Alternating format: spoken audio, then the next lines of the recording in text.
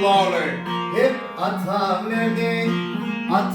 nerede kadrım bilmedi oğlana. Hep atam nerede kadrım bilmedi oğlana.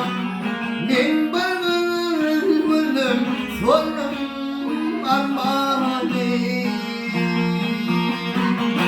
Hayrani ben 40 yıl yatsam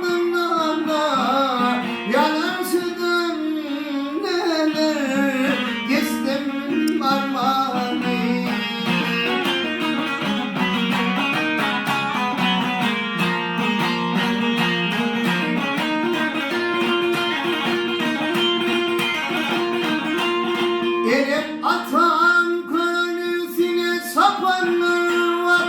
Benim beni kadar ilde dokunur.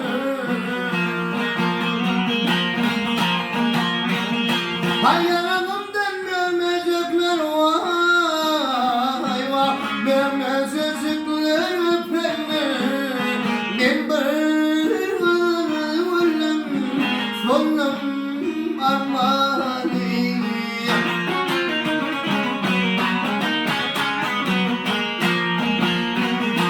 Ayağımdan memecekler vay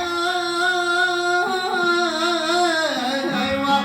Memecekler öpenler. Ben varım sonum armağanı.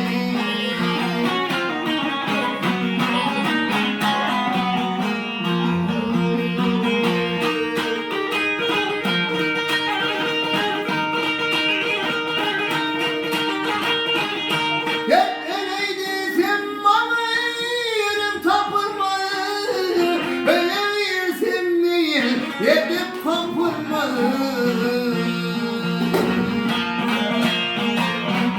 Ay saçım tibak yanacağımdan vay vay. Yanağımdan öpülme. Ben varım sorum armağanı.